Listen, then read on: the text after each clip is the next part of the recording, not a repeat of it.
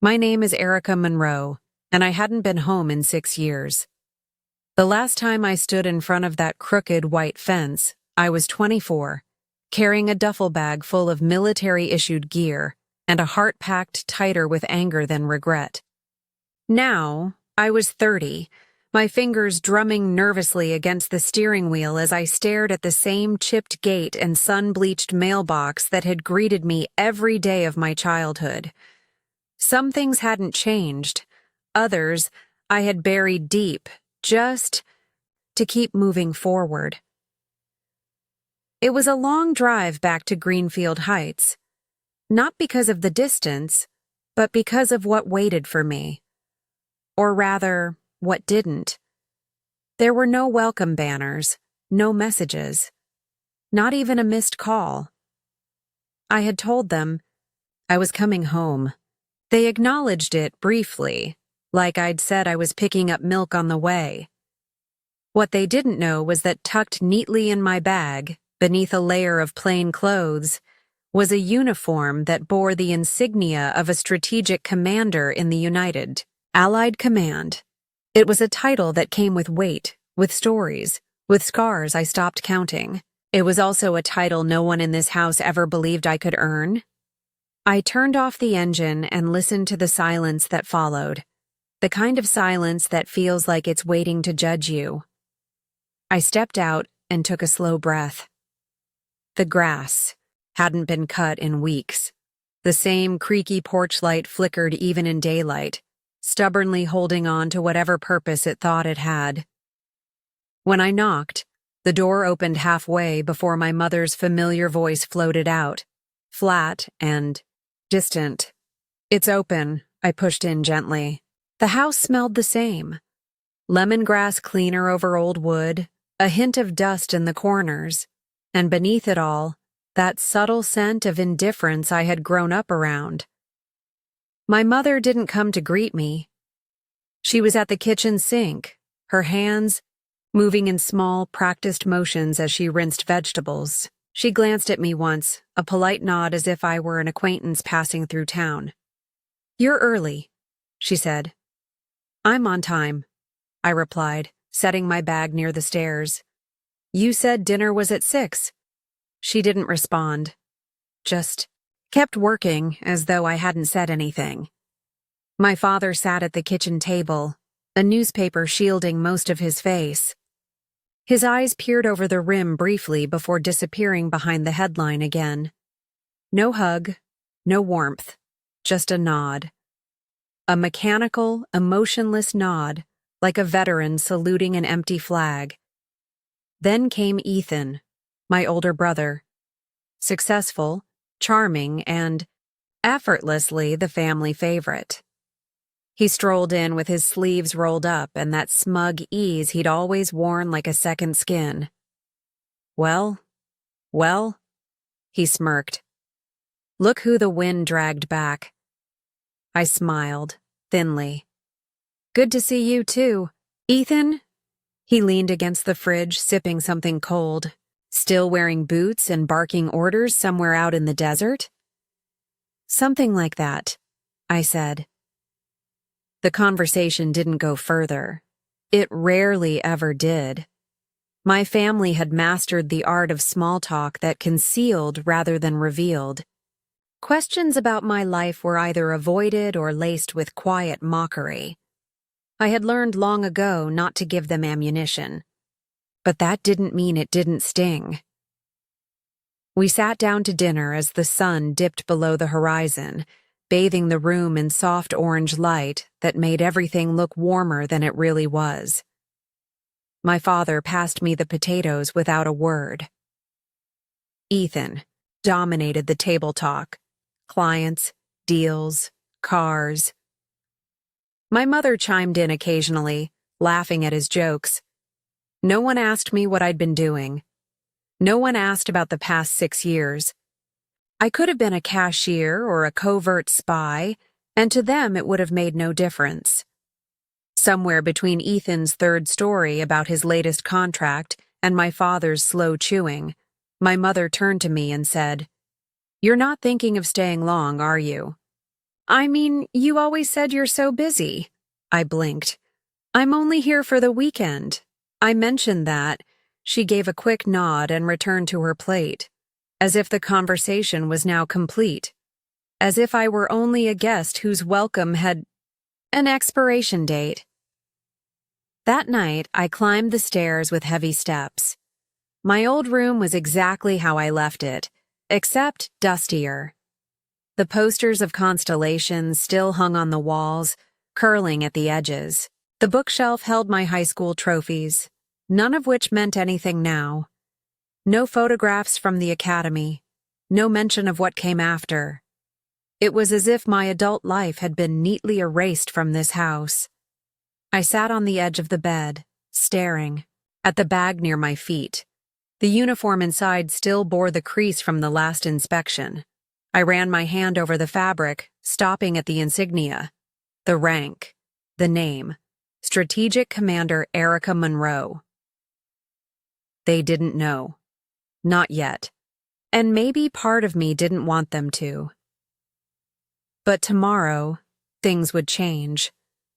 Not because I needed revenge, not because I wanted to prove something, but because the room I would walk into wouldn't be my childhood dining table. It would be a boardroom.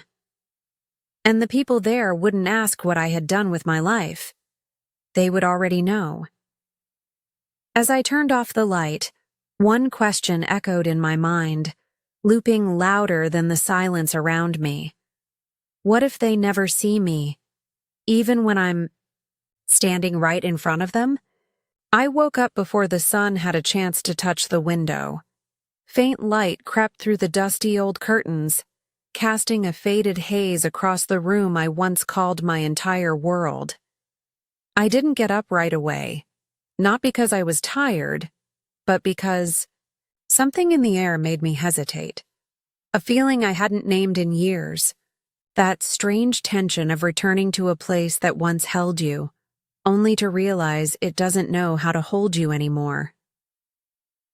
Swinging my legs over the bed, I felt the cold wooden floor beneath my feet.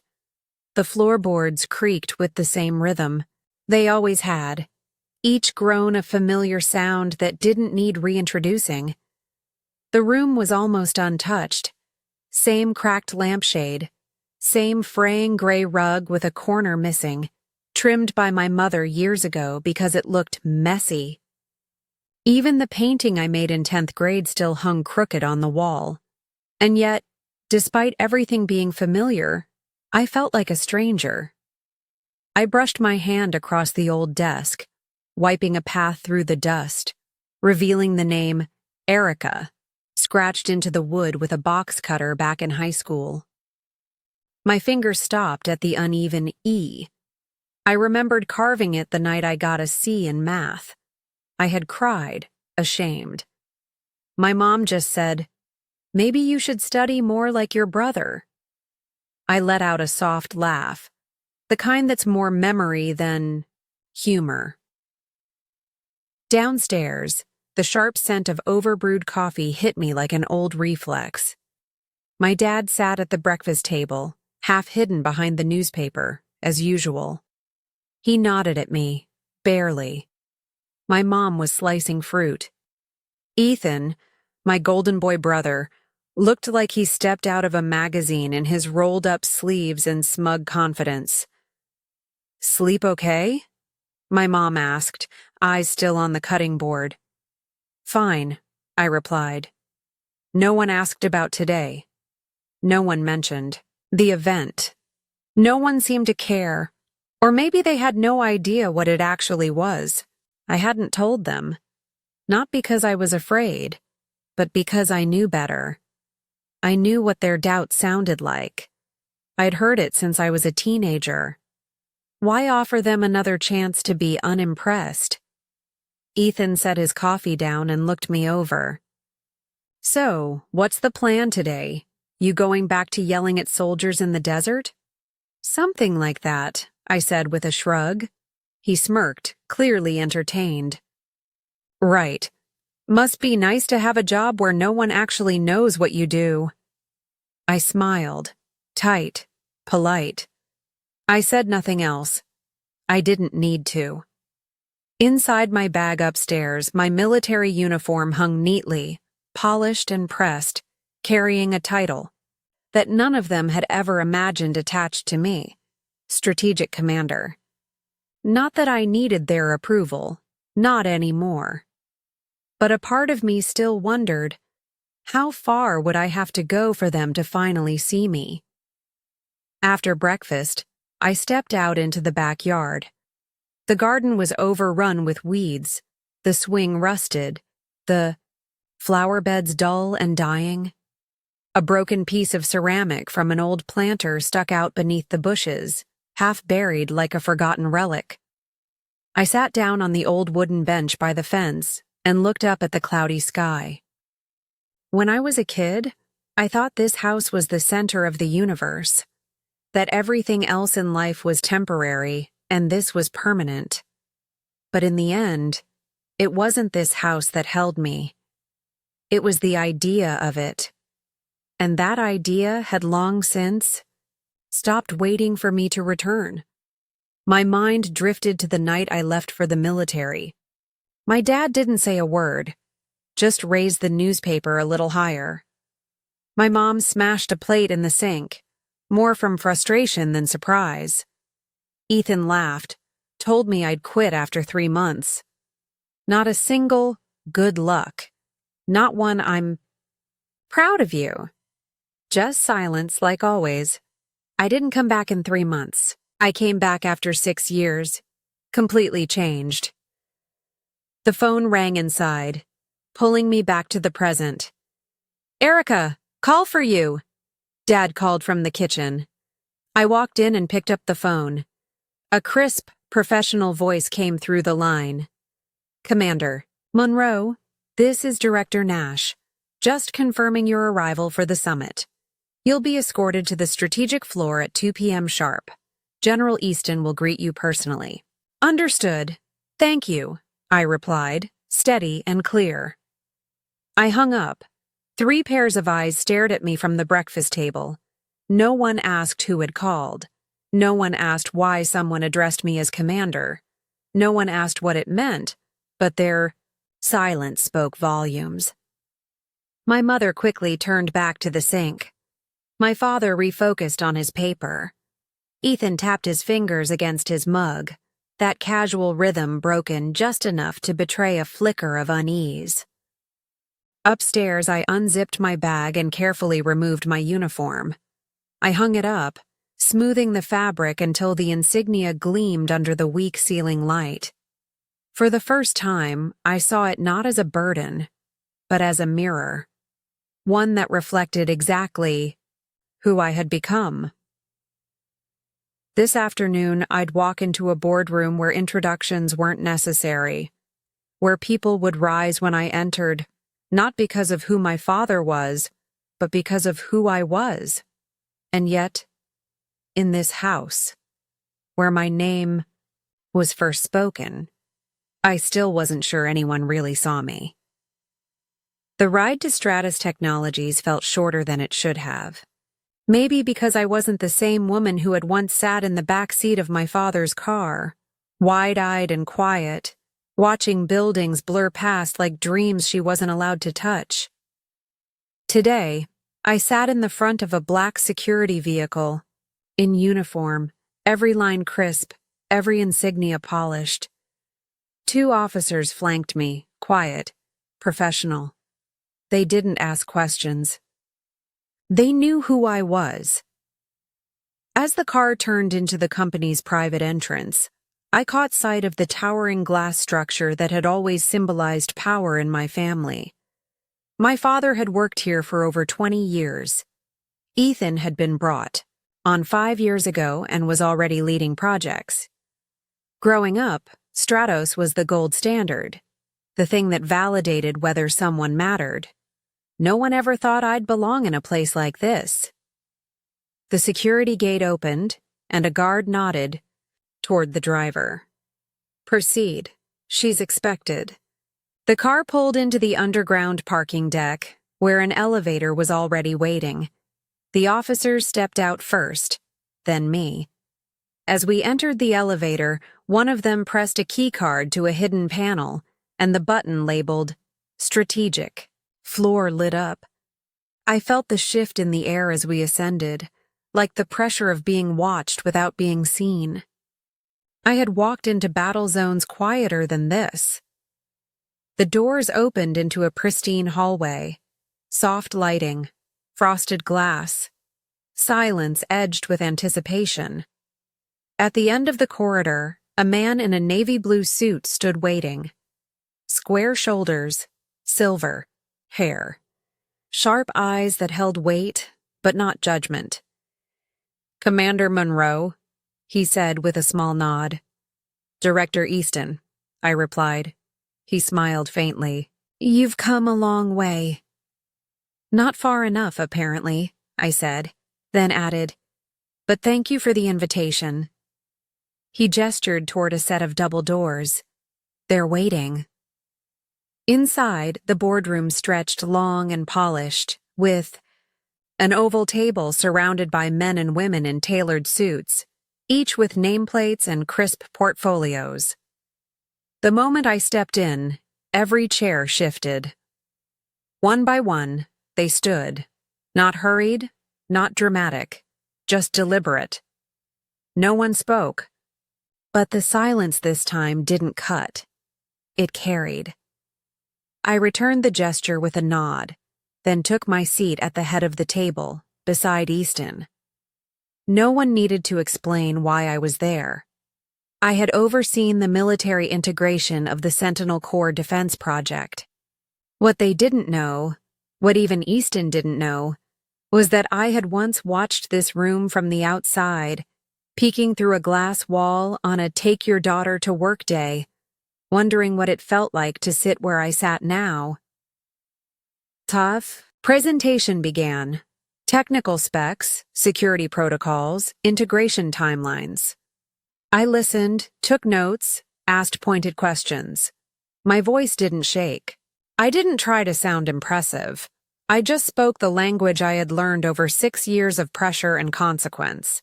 Then came the moment. The announcement. Easton cleared his throat. "Stratus Technologies is honored to formalize our strategic defense partnership with the United Allied Command. This partnership would not have reached today's threshold without the leadership and insight of Commander Erica Monroe." He turned to me. "Commander, would you like to speak?" I stood. Every face looked up. Some curious, some surprised. One or two with the polite indifference of people who didn't yet understand what I represented. "My name is Commander Erica Monroe.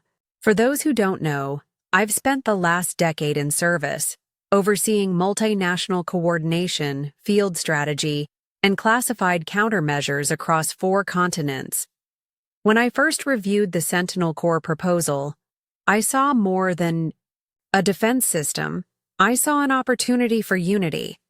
Today we take a step forward not just in security, but in trust." I paused. Let it land. Then added more quietly, "It's an honor to work with a company that once felt so far away, the white." Room nodded. The presentation moved on. After the session, while the board members filed out for the networking reception, Easton leaned in. "You did well," he said. "Your father's a good engineer, but you move worlds." I blinked. "You knew?" He smiled. "He never mentioned you. But I saw the last name, looked it up. I also remember a little girl standing outside this room, years ago. You looked curious and disappointed." I laughed under my breath. "That sounds about right." As we walked toward the reception hall, my chest tightened. In the center of the room, I spotted my father, standing beside Ethan, who looked half bored, half important. My mother hovered near the buffet, exchanging polite smiles. They hadn't seen me yet. Easton reached for the microphone on the podium and cleared his throat. "Ladies and gentlemen," he said, Before we begin the reception, I'd like to acknowledge someone special. Commander Monroe, whose strategic insight and leadership have been integral to this partnership, is not just a guest here today. She's family. The word landed harder than I expected. He turned toward me, raised his hand in a salute, and in that moment, in a room full of powerful men and women, my father's boss stood and saluted me, in silence. Every head turned, every eye followed. I didn't look at my family. Not yet. I didn't need to. I simply returned the salute, steady, unshaken. Only later, as I walked through the crowd, did I glance sideways, just long enough to catch Ethan's stunned face frozen mid-drink. My mother's lips parted ever so slightly, and my father, standing still. He didn't salute. He didn't speak. But, for the first time, he truly looked at me. And for now, that was enough. I didn't go home with them that night.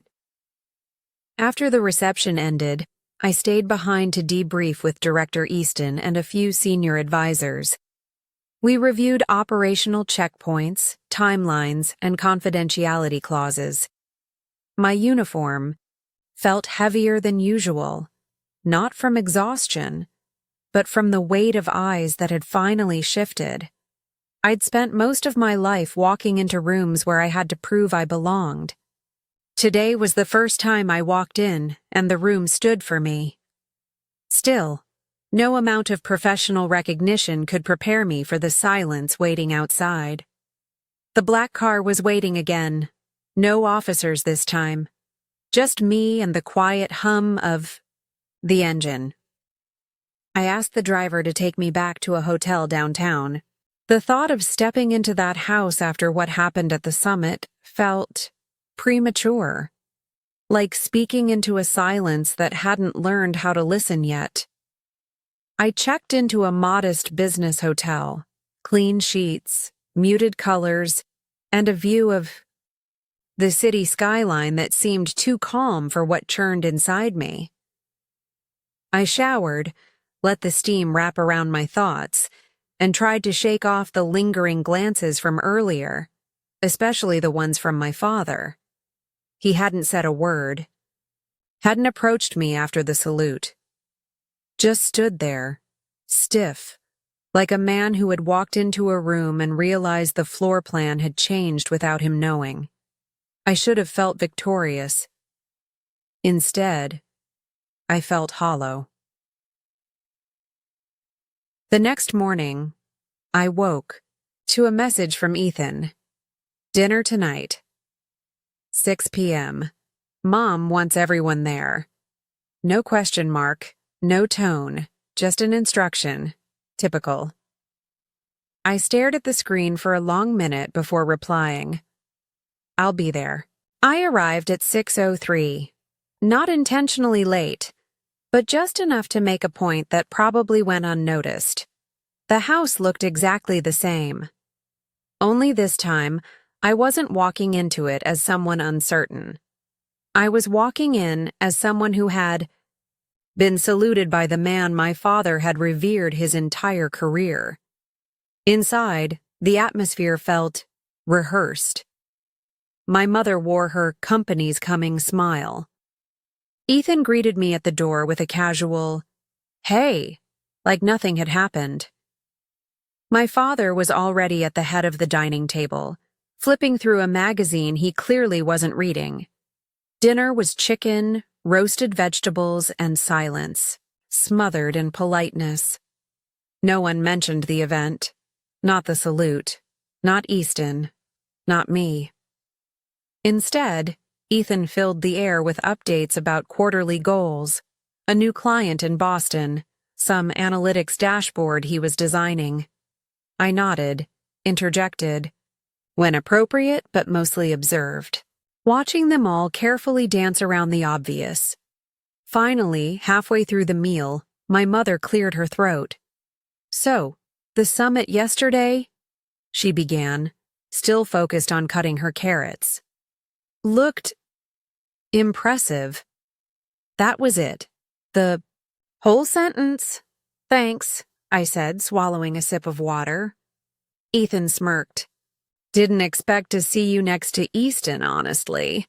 Thought he'd have his usual team doing the briefings. I tilted my head slightly. I was the one who wrote the briefing. He raised an eyebrow. Really? My father didn't look up. His fork moved methodically from plate to mouth. Silence stretched thin again. Then my mother chimed in, tone carefully neutral. Well, it's nice you found something stable. I blinked slowly. Something stable. Like commanding international joint operations and coordinating classified defense systems had just been the grown-up equivalent of finally settling on a desk job. I wanted to laugh, or scream, or say something they couldn't. Ignore. But instead, I said, "It's not just stable. It's mine." They didn't respond, which in this family counted as confrontation.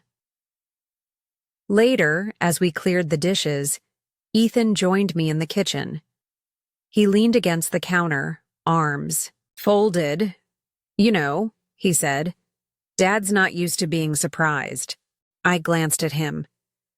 Neither am I. He exhaled through his nose. Look, I get it. You've done big things. We were wrong to doubt you. Fine. But maybe don't expect everyone to catch up overnight. I didn't respond, because that sentence wasn't for me. It was for himself. A man trying to process a shift in gravity he didn't approve of. Before I left that night, my father finally spoke to me. Just 3 words. You did well. He said it without looking up. Not quite praise, not quite apology. But for Richard, Monroe, it was practically a speech. I stared at him for a second, then nodded. Thanks. I didn't hug him. He didn't stand. And somehow that felt appropriate. As I stepped out into the cool night air, my phone buzzed. A new message from Easton. You left an impression. The board was impressed. We'll be recommending your unit for deeper integration. Also, your father didn't say it, but I saw his face. He's proud, in his own way. I stared at the message. For a while, the words blurring slightly. Proud. I wasn't sure if I believed it, but it was the first time anyone had ever said it out loud. I looked back at the house. The porch light flickered once, still refusing to die. Some things don't change, and maybe some things shouldn't. The week that followed felt like living in 2 worlds. One where I was addressed as Commander Monroe, copied on high-security emails and briefed on global threats. And the other, where I was just Erica, the girl no one asked about at the dinner table. Back in my hotel room, my uniform hung neatly, always pressed, always ready. But I only wore it when I had to. Not because I was ashamed, far from it, but because I wanted to see if they'd treat me differently when I wasn't wearing the proof. They didn't. My father still read his newspaper like it was gospel. My mother still spoke in small, cautious sentences. Ethan had cooled a bit, no more smug remarks, but also no real apology. Like a man who knew the rules had changed but hadn't decided whether he'd accept them.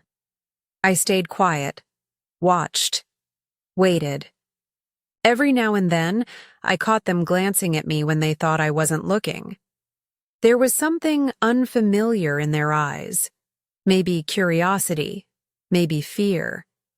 Maybe they were finally starting to wonder who I had become when they weren't watching. On Thursday, Director Easton invited me to the Stratos building again, this time for a tour of the Legacy Hall, a space on the top floor reserved for showcasing the company's most impactful collaborations. I'd heard about it as a child. My father had once told me he dreamed of having his name on that wall one day. I arrived just after lunch. Easton was waiting by the elevator, hands folded behind his back. "We've added something new," he said, a small smile forming. He led me through a corridor lined with glass plaques, each etched with the names of engineers, scientists, and strategists who had shaped the company's path, and then we stopped. There, beneath a panel titled Sentinel Core Defense Initiative, was a new entry. Strategic Commander Erica Monroe, UAC Liaison Lead, Tier 1 clearance. I stared at it. My name. Not in a memo. Not in a report. Etched in glass. Permanent. For a moment I forgot how to breathe. "I hope you don't mind the surprise," Easton said. I turned to him slowly. "It's surreal." He nodded. "Sometimes, acknowledgement needs to be carved into walls for others to see it, especially when their words fall short." I didn't answer.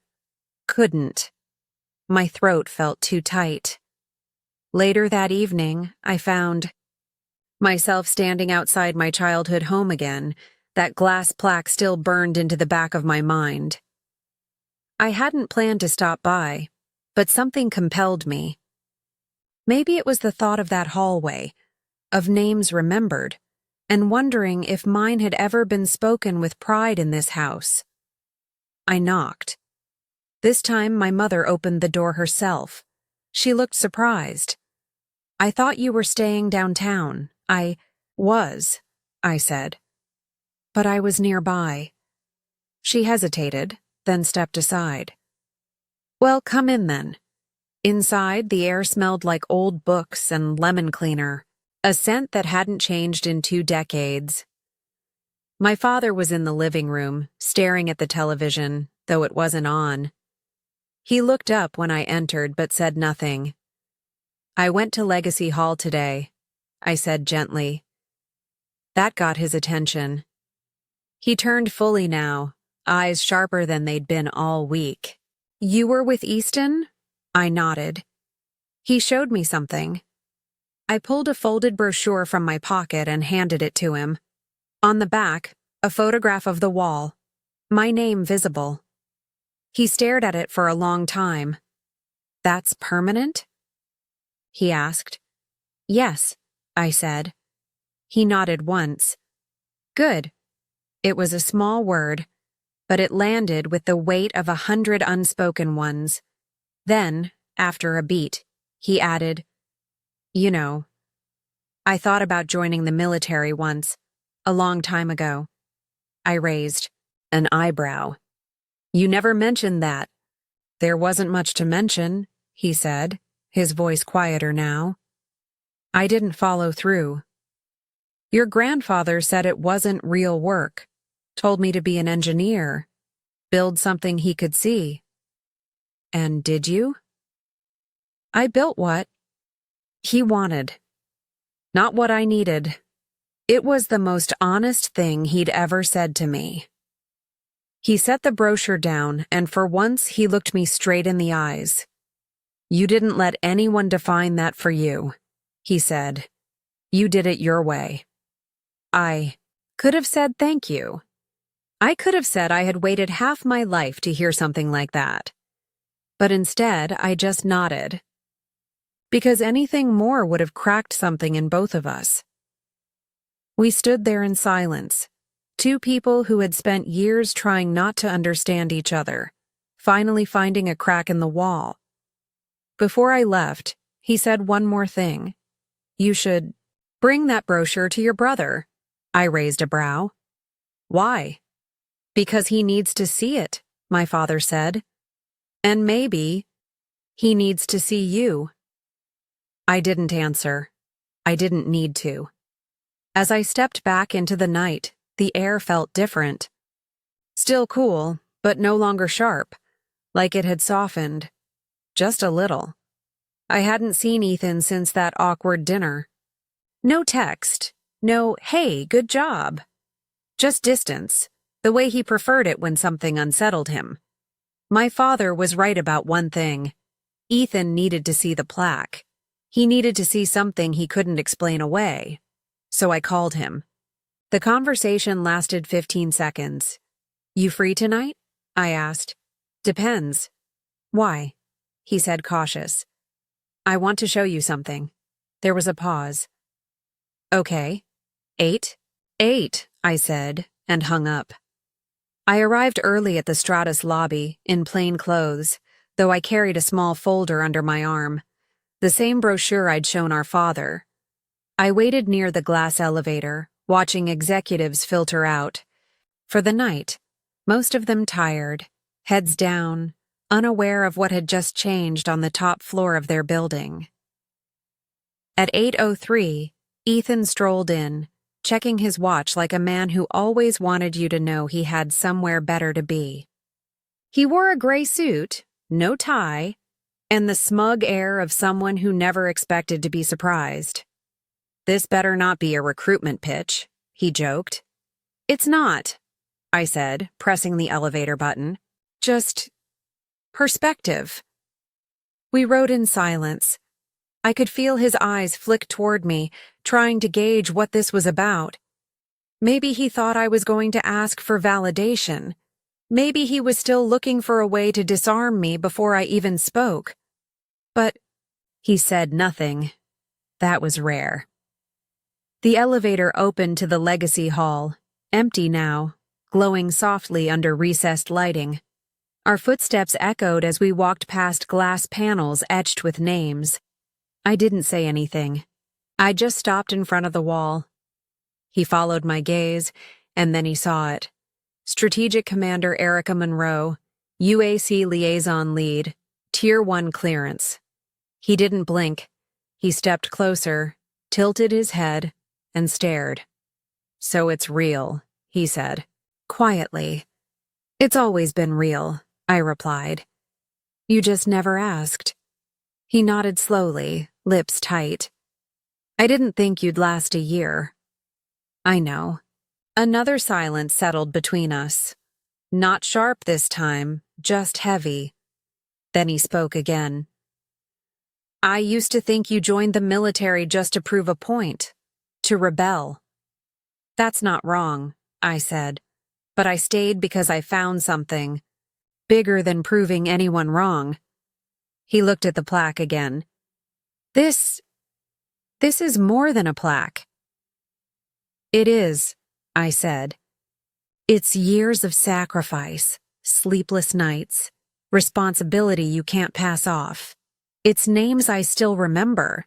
Some of them I had to write on folded flags. It's the weight of decisions no one else wanted to make. He swallowed hard. I didn't know. You didn't ask. He glanced at me then, for real, not in the condescending big brother way, but as someone recalculating an entire narrative. What does it feel like? He asked. To walk into a room and have people know who you are? I considered that. Strange, I said.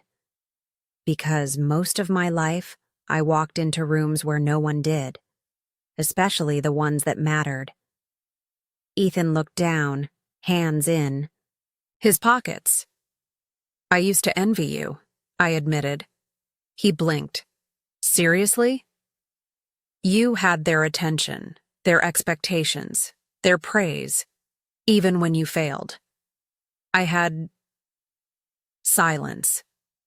He ran a hand through his hair. I didn't know it felt like that. I didn't say it so you'd feel guilty, I said. I'm telling you because I'm tired of pretending it didn't matter.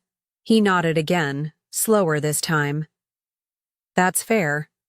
We stood there in front of the plaque for a long moment. Then he said something I didn't expect. You're stronger than I gave you credit for. I smiled faintly. You're not the only one. He laughed, and it sounded real. Tired, maybe, but honest. Mom and Dad saw this? He asked. Dad did. Didn't say much. Just, good. He snorted. Classic. Yep. We walked down the hall slowly. No rush, no agenda. Just two people who had finally stripped down a wall between them. As we waited for the elevator, Ethan asked, "Are you leaving soon?" "In a few days," I said. "I have to brief a new unit back in DC." He nodded. "You ever think of staying? Here, I mean." "Not really." "Why not?" "Because this town still sees who I was, not who I am." He didn't argue, but before we parted, he looked at me and said, "Maybe now they'll start." I shrugged.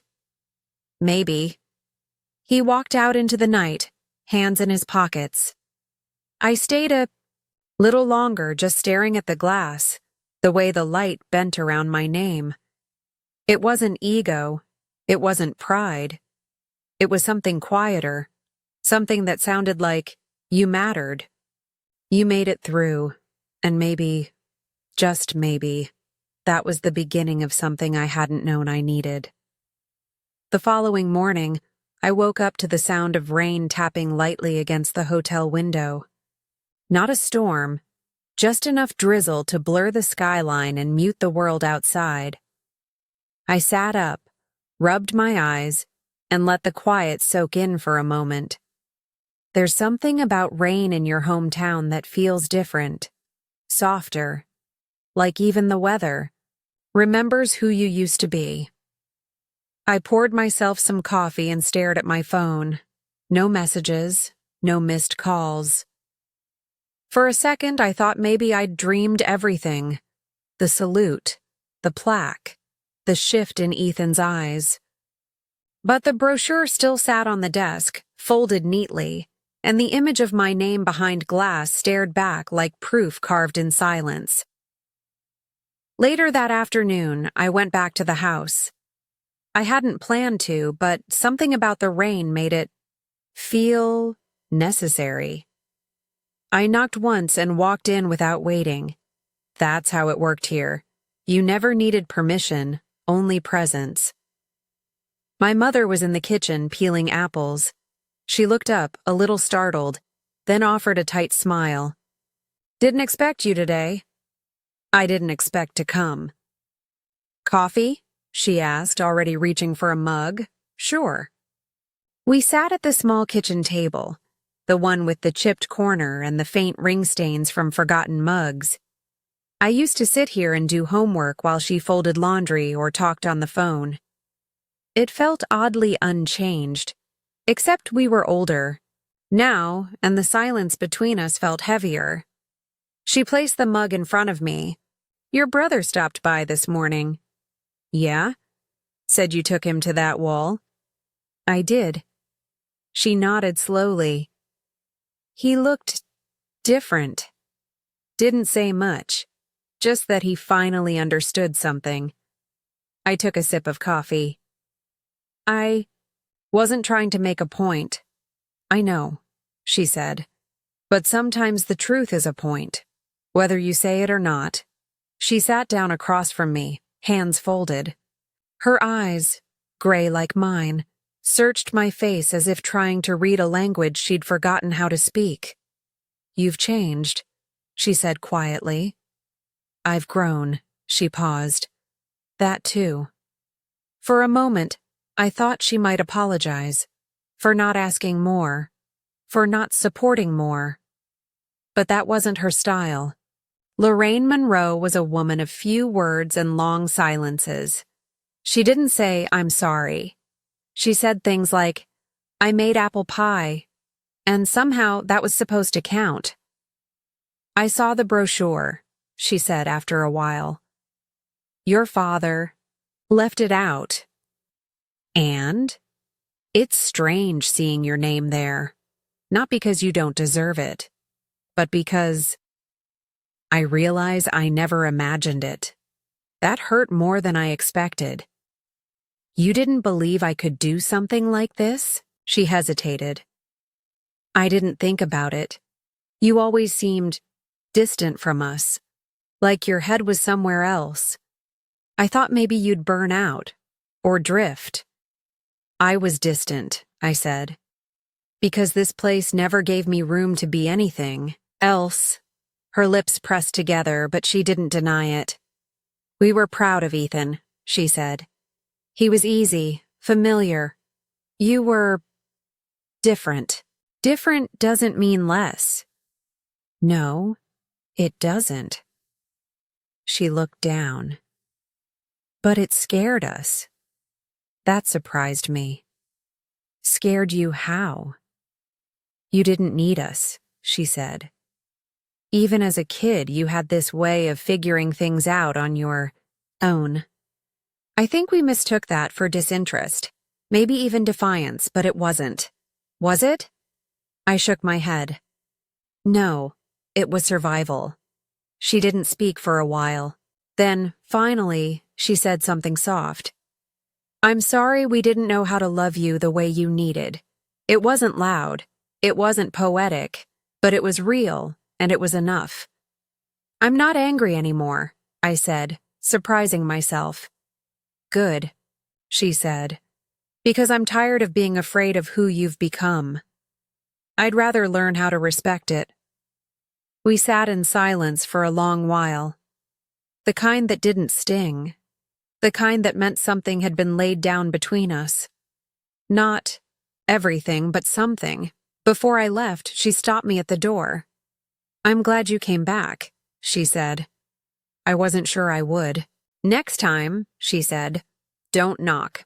Just come in. I smiled. Outside, the rain had stopped. The sky was still gray, but lighter somehow. The kind of light that feels like forgiveness. As I walked to my car, I glanced over my shoulder. My mother stood at the window watching. She didn't wave, she didn't smile, but she didn't look away. That was new, and that was enough, for now. The next day was quiet, not in the peaceful sense, but in that still, suspended way where everything feels like it's holding its breath. I'd crossed some invisible threshold with both my parents and even Ethan. The conversations had shifted, the silences less hostile, but none of us really knew what came next. So I did the one thing I hadn't done since returning. I drove. Past the rows of identical houses that had once boxed in my world. Past the gas station where I used to sneak cheap coffee after school. Past the edge of Greenfield Heights, where the hills rose like tired shoulders under the gray sky. I didn't have a destination in mind until I found myself pulling into the cracked parking lot of Madsen's auto shop. That place still existed? I stepped out and looked around. The red paint was faded, the sign rusting at the edges. Inside the garage bay, a man in oil-stained coveralls stood bent over an old pickup, humming a tune I vaguely remembered from a local radio station a decade ago. He looked up when I approached. Erica Monroe? He said, wiping his hands on a rag. Hi, Mr. Madsen. He grinned. Well, I'll be damned. You came back. Briefly. He waved me toward the office, where the coffee was probably older than the chairs, but he poured us each a cup like it was tradition. I remember when you were 16 yelling at your dad in that driveway, he said. You said you were going to leave and do something big. I laughed. Yeah, well, I meant it. No. You always had that look, like this town wasn't built to hold you. We sipped in silence for a moment. Then he said, He never really understood you, did he? Your dad. I raised an eyebrow. You two talk? Not much, but I see. Things, he said. Seen a lot of kids leave this town. Most of them come back smaller. You didn't. That landed deeper than I expected. You know, I said, I used to think coming back would mean I'd failed. like if I ever stepped foot here again, I'd be proving everyone right, that I wasn't strong enough to stay gone. But you didn't come back because you had to, he said. You came back to show them who you became. I don't even know if that matters to them. Madsen leaned back in his chair, cracked knuckles resting on his knee. You're wrong about that. You lit a fuse in that house. They just don't know what to do with the smoke yet. I smiled. Poetic, he grinned. Been around too many mufflers. Gets to you after a while. As I stood to leave, he handed me a photo from behind his desk. It was old, yellowing. Me at maybe 17 in greasy coveralls standing beside a car we'd rebuilt together over a summer. You asked me to take this. Said you wanted proof that you could build something, not just run. I stared at it, stunned. I didn't remember asking for it. Didn't even remember the photo being taken. But it was me, smiling, determined. I kept it, he said, because I knew you'd forget. That night, back at the hotel, I laid the photo beside my uniform. Two versions of myself, years apart, one still figuring it out, the other finally owning it. And I couldn't help but think, maybe I hadn't come home to prove anything. Maybe I'd come to collect the parts of me I'd left behind, the ones that never got a chance to be proud. On my last full day in Greenfield Heights, I visited a place I hadn't thought about in years, the old high school gym. It was a last-minute decision. I was driving past on my way to get gas, and something about the worn-out school sign, half-lit flaking paint, called to me. I parked by the back lot where we used to sneak out during lunch and stepped out. The campus looked smaller, older. It always does when you return as someone who's outgrown it. The gym was unlocked, surprisingly. A janitor nodded at me as I walked in, probably assuming I was a teacher. I didn't correct him. Inside, the space was just as I remembered.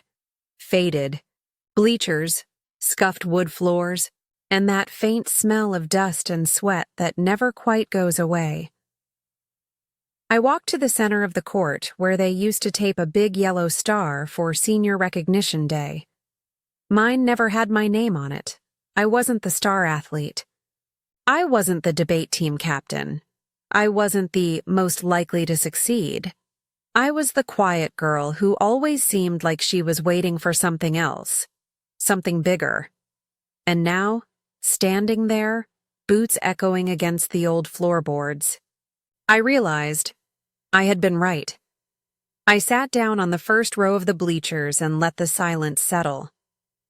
Not the kind that accused you, but the kind that made room for reflection.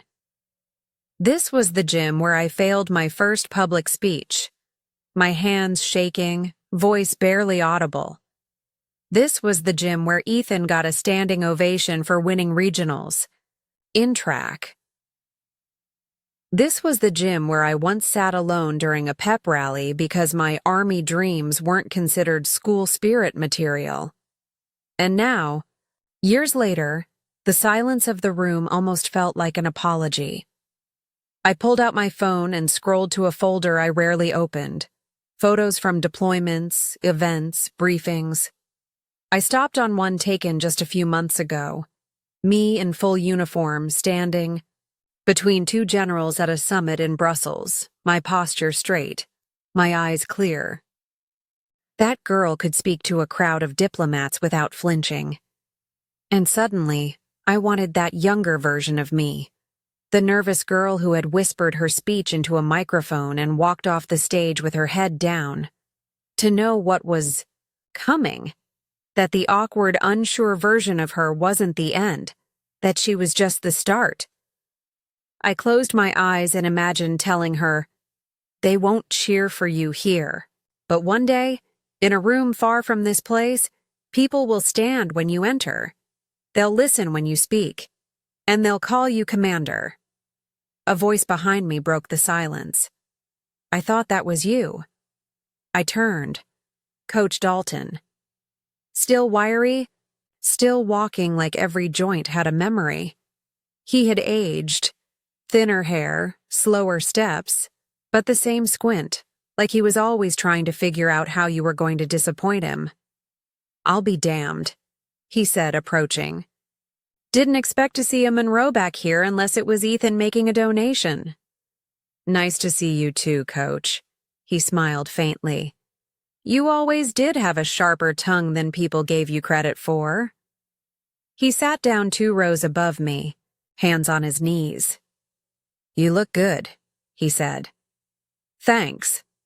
I saw the article," he added, "about the summit. Didn't know you went that far." Neither did a lot of people. He nodded slowly, then tilted his head. "You remember the day you quit JV basketball?" "Vividly. You told me you weren't a team player, that you'd rather go solo." I chuckled. I was 16 and furious. I said a lot of things. He stared out at the gym. "Thing? Is I believed you. Thought you'd fade out after high school. Some kids just don't break the mold. I figured you were one of them." "And now?" He looked at me for a long moment. "Now I know you didn't break the mold. You left it behind. I didn't expect that. Not from him." "You could have told me that then," I said. "I didn't know it then," he replied. "Sometimes it takes the world a while to catch up. To people like you." We sat in silence for a minute more. "You coming back for good?" he asked. "No," I said. "But I think I came back for the right reasons." He nodded, stood up slowly. "You did good, Erica. You made something of yourself. Not just a title, but presence. That's rarer." He walked off, leaving me alone again in the gym.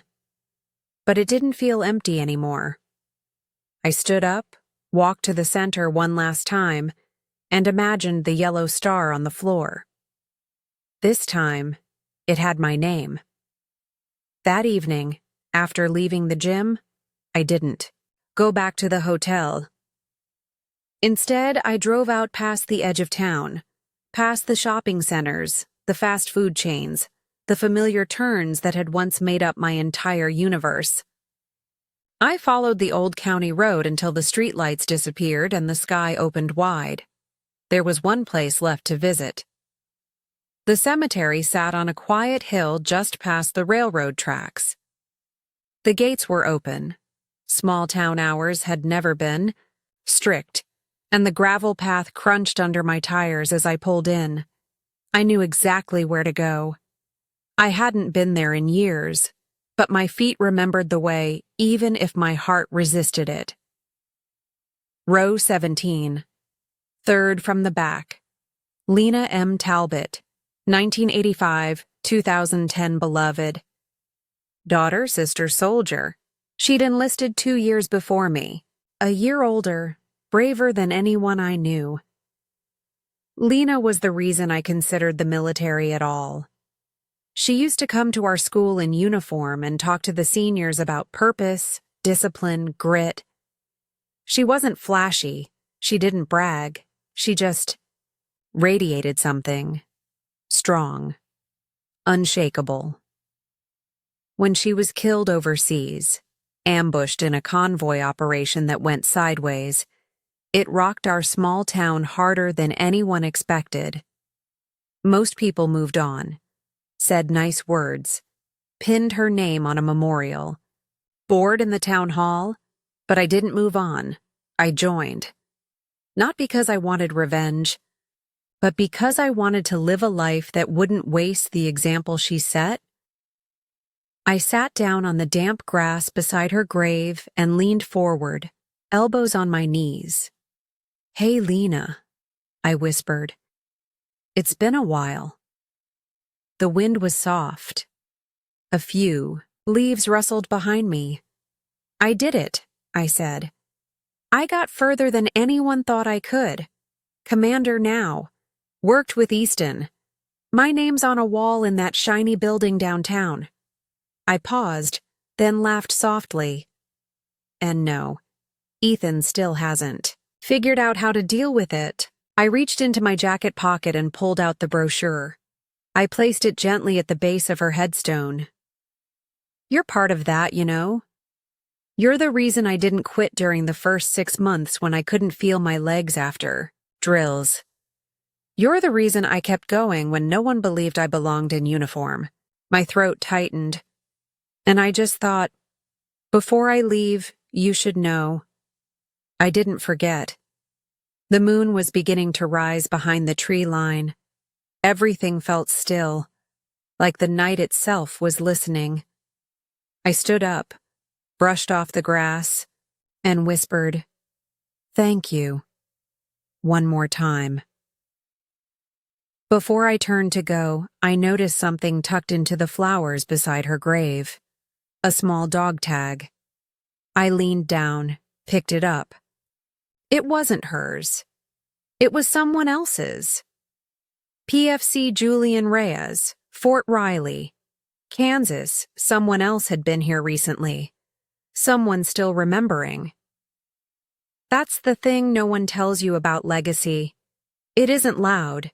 It's a trail of quiet echoes left behind by people who mattered more than they knew. And Lena, she still mattered. Back in the car, I sat for a moment, hands resting on the wheel. For the first time all week, I didn't feel the weight of needing to prove anything. Not to my family, not to this town, not even to myself. This visit, this moment, it wasn't about recognition. It was about roots, about circling back to where the story began and telling it, finally, in full. I started the engine and turned onto the road back to town. The headlights cut through the night, steady and unhurried. I didn't rush. For once, I didn't need to. Tomorrow, I'd pack my bag, zip it shut, and head back to D.C. But tonight, I was exactly where I needed to be. The next morning, I packed, not with urgency, but with precision. Each item folded carefully, each zipper pulled slow. There's something meditative about packing when you're not running from anything, when you're not trying to escape, only to return, differently. My uniform went in last. I ran my fingers across the polished insignia before closing the case. There was a knock at the door. I wasn't expecting anyone. When I opened it, my father was standing there. In a jacket too heavy for the weather, holding a small envelope in his hand. "Can I come in?" he asked. I stepped aside. He didn't sit, just stood by the window, looking out at the city like he was measuring it against some memory that no longer held true. "I don't usually do." "Goodbyes?" he said. "I've noticed," he half smiled. "But I figured this one should be different." He turned and handed me the envelope. I hesitated before opening it. Inside was a photograph, black and white, faded at the corners. Him. Younger, in uniform. "I wasn't lying when I said I thought about joining," he said. "I did. For a while. Made it through the first stage of officer candidacy. Even wore the uniform for a few months. Then my father got sick. I came home. Never went back." I looked at the photo again. His posture was sharp, eyes full of something I rarely saw in him now. Hope, maybe. Or defiance. "I never knew," I said quietly. "No one did," he replied. "Didn't seem important anymore. Life took over." "Why show me now?" He looked down. "Because I didn't want you to think I didn't understand. I may not have said the right things, or shown it the way I should have. But I know what it takes, and I know what it costs." Silence stretched, but it wasn't empty. Then he said something I'd never heard from him before. I'm proud of. You. Simple. Direct. And it hit harder than any ceremony, any promotion, any salute I'd ever received. Thank you, I said, my voice quiet. He nodded once, like that was all he needed. Before he turned to leave, he paused at the door. Your mother's making dinner tonight. Nothing fancy, just us. If you've got time before you go, I'll be there, I said, surprising myself with how certain I felt. He didn't smile, but his shoulders eased just a little. After he left, I sat on the edge of the bed and looked at the photo again. There are versions of our parents we never meet. Lives they almost lived. Dreams they almost chased. And sometimes, buried inside their silence, are truths we never gave them permission to share. That night, I went back. To the house, no grand entrance. No dramatic tension, just a quiet knock. A door that opened without resistance. A table already set for 4. Ethan was already there, half a beer in, laughing at something Mom had said. My father sat at the head of the table, posture straighter than usual. Dinner was roast chicken, mashed potatoes, and something that tasted like peace. We didn't talk about the summit, or the plaque, or what came next. Instead, we talked about movies and the neighbor's new dog and how the town council was still arguing about adding a second traffic light near the high school. It was mundane, ordinary, and somehow, that made it extraordinary. At one point, my mother looked across the table and said, "Next time you're home, bring a friend," or someone special. I nearly choked on my water. Mom, what? I'm just saying. It was a small moment, but a huge one. She was acknowledging a next time. After dessert, I helped with the dishes. Ethan dried. My father disappeared to the garage. Some habits never change. When I was ready to leave, my mother hugged me. Tighter than usual. Come back when you can, she said. Not because you have to, just because you want to. I will, I promised. Ethan walked me out. At the car, he leaned against the hood and crossed his arms. You know, he said, I used to think you left to prove us wrong. I did. But now, I think maybe you came back to prove something else. I raised an eyebrow. Like what? That you didn't need us to become who you are, he said. But you still came back anyway. I didn't respond. I didn't need to. He extended a hand. I took it. It wasn't warm, it wasn't sentimental, but it was solid. When I pulled away from the curb that night, the porch light was still on, but this time it didn't feel like it was waiting. It felt like it was saying goodbye, in a language I finally understood. The flight back to D.C. was quiet.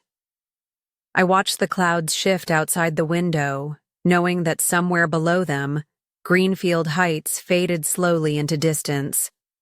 But this time, I didn't feel like I was escaping it. I wasn't carrying old weight anymore. I was carrying something else, not pride exactly, not closure either, but something steadier.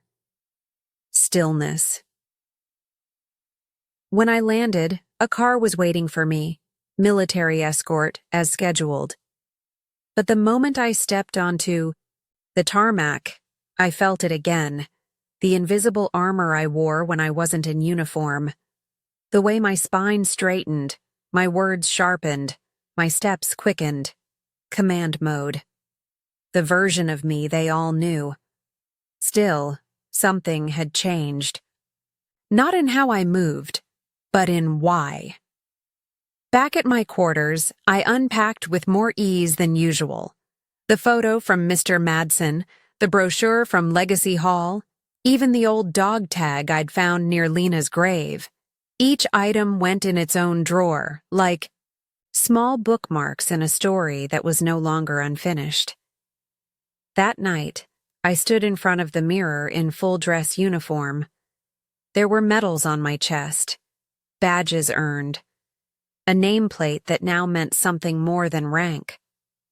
I took a deep breath and thought about that day at the summit, the hush that fell across the room, the soundless salute from Easton, the look on my father's face. I hadn't needed validation that day, but receiving it had reshaped something in my bones. Later that week, I was invited to speak at a leadership symposium. Officers, analysts, government officials. One of those events with stiff seating and applause on a timer. My topic was supposed to be command under pressure. But when I stepped up to the podium, I paused. I looked out at the room, full of men and women who expected me to deliver bullet points and operational doctrine. Instead, I said, command isn't about pressure, it's about presence. It's about standing in a room that used to ignore you and not shrinking. It's about walking back into places that once made you small and not letting them do it again. Some people leaned forward, others stilled. I continued. I used to think respect was something you had to chase. That if you worked hard enough, became strong enough, outranked enough, eventually people would have no choice but to see you. But that's not how it works. Now they were listening. You earn respect when you stop needing it from the wrong people. When you stop performing and start leading. When you understand that sometimes the most powerful salute is the one you give yourself. Silence. Then applause. Not thunderous, but real. After the event, a young woman approached me, early 20s, sharp-eyed, nervous. She asked, "How do you know when you've made it?" I smiled. "You don't," I said. "Because there's no finish line. There's only the next door you choose to walk through, and how you walk through it." She nodded slowly, and I could see it. She was the next one. The next Erica in the making. That night, I returned to my quarters, changed into something soft, and sat by the window. The city lights blinked in quiet rhythm. I thought of my family, not just as they were, but as they had become. My father, finally seeing something more than duty. My mother, learning how to speak love in a new tongue. Ethan, unsure but trying. And Lena, whose name was still etched in silence, but whose memory moved me forward in every step I took. I picked up my phone and opened a new message. It was short, just a few words. Made it back safe. Talk soon? I hit send. No expectation, just presence. And in that moment, I understood something I hadn't before. Legacy isn't built in applause. It's built in the quiet choices we make, long after the rooms have emptied, in the families we forgive, in the names we carry, in the battles we choose not to fight anymore, and most of all, in the power to return home without needing it to be different, because we are, and that is enough.